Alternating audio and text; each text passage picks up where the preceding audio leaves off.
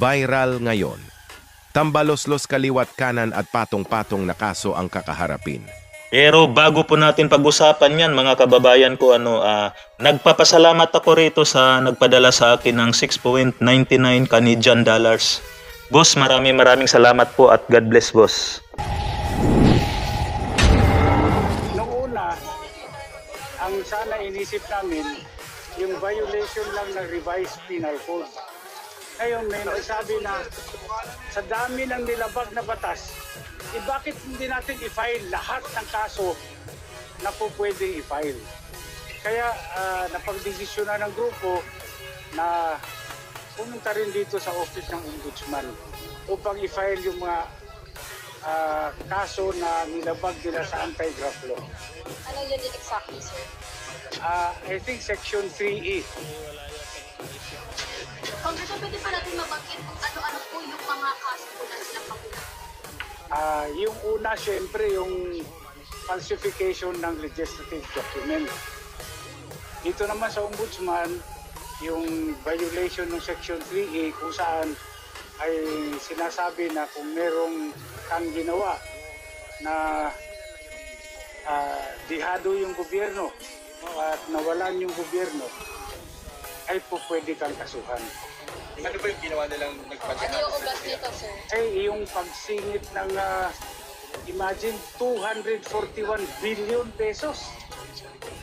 Ang laking halaga yan. Hindi mo pwedeng sabihin na typographical error yan na kinurek ng technical working group.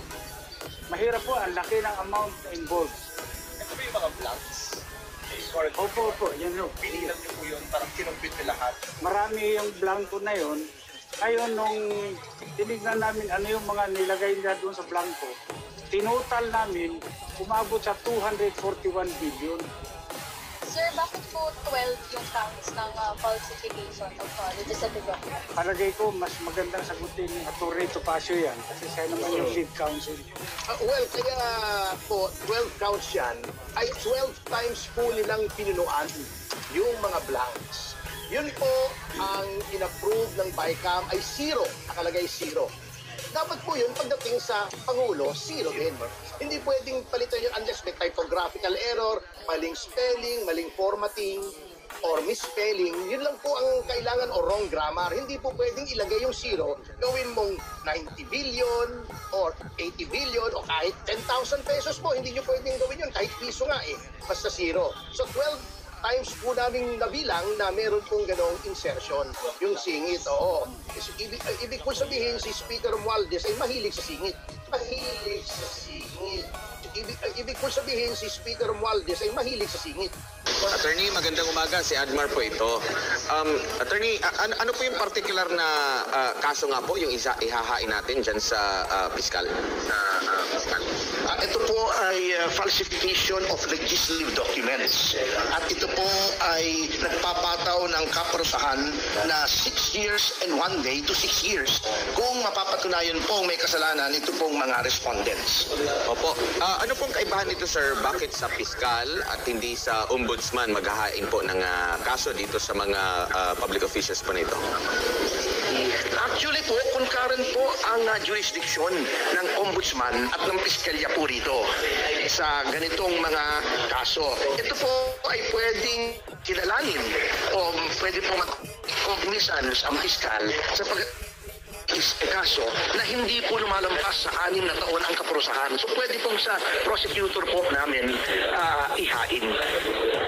Opo. At sino-sino po, balita ko po marami kayo na maghahain po nito ng kaso, mga petitioner.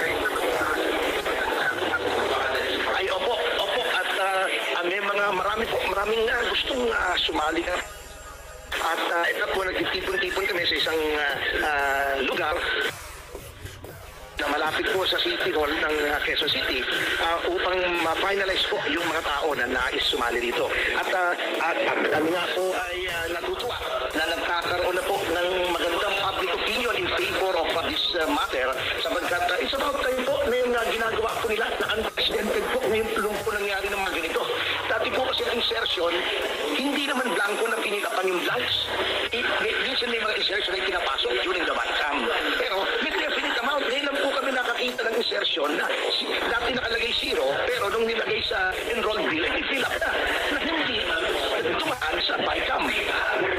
Po, siguro bilang panghuli na lang po, attorney, ano po yung kahalagahan nitong mga issue na ito na dapat maging involved din ang publiko? Gaano ba ito kadelikado kung ito ay magiging normal po, lalo na sa pagbabudget po ng pera ng taong bayan? Opo, napakahalaga po nito because this is a question of accountability. Ang mababang kapungan po, ang dapat, sa kanila nang gagaling ang lahat ng appropriation sa laws. Wala pong pwedeng ilabas na pera ang gobyerno kung walang approve na batas ang bawat chambers of Congress. At dapat po sa isang tripartite system of government wherein there are checks and balances, ang ingat yaman po, ang nag-iingat ng kayamanan ng bayan ay ang Kongreso, meaning the Senate and the House of Representatives. Kung ganito po ang sistema at hahayaan po natin ito na wala pong